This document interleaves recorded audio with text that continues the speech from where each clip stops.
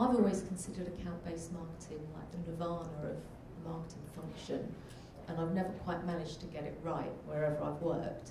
Never mind. Sorry? Never mind. Sorry. Nirvana. Anyway. But have any of the panel got an actual case study where a client has got it right, and if so, what made them successful? Who wants to take that one? Okay. Don't know how much you want me to kind of you sell can on sell this, on that one, I think.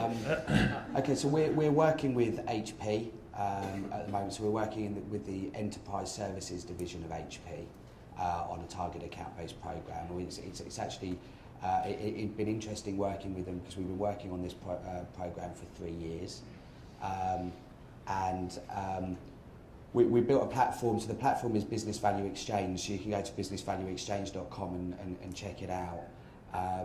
And really what we're trying to do there is build an always-on connection with their target audiences, but use multiple channels. So use social channels where we're finding their target accounts. So LinkedIn is a big part of the program.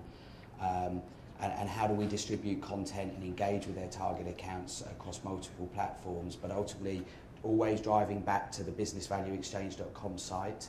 And then we've got lots of analytics tools at the back end. So this sounds lots of stuff they've sold. What is there in terms of well, ultimately, this is around plugging in the analytics around exactly what behaviours those target accounts are showing. So it comes to Brent's point where we're starting to build up a really rich picture of what technology topics individual accounts are engaging with, the different behaviours, how behaviours might change, which might give you business triggers to lead you into conversations. How do we get HP executives involved in the LinkedIn groups to have that one-to-one dialogue with their target accounts, and how do we link that all into kind of CRM and Salesforce and those type of back-end systems, and provide that deep, rich reporting. So that's kind of an example of kind of how we're working with HP on specific target account programs.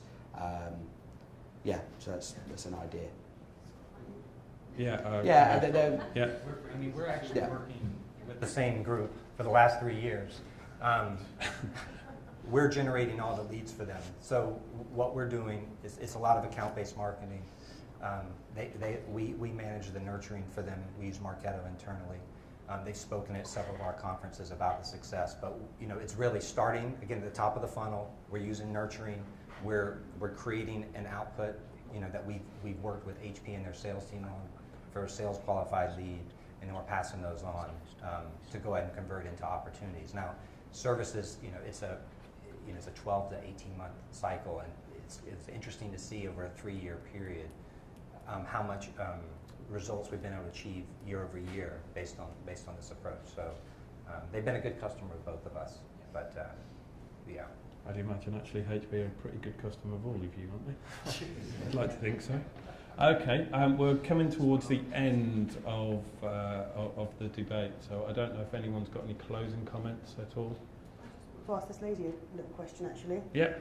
When you said that you never found how to do it successfully, this account-based marketing, could I ask what metrics you were using, how you were tracking what success was and what it wasn't? It's a good question. Thanks. Well, the success was getting a foot in the door, basically, in these target accounts that we never had success with. So we identified which target accounts we were to go after. As long as we could get that introductory meeting, then that was the success. Okay. And we've really only succeeded by using a high-quality appointment setting agency who are getting us the foot in the door. And we're not doing any of the traditional marketing sort of mix at all. It's literally phone calls. Got you. Okay. I mean, everyone on this panel has more opportunities to get in the door now, which is good for you. But definitely, when we're doing this kind of campaign with clients, if they just look at it on a revenue point of view, it can be very disappointing all the time. So it's good that you're not measuring it on that.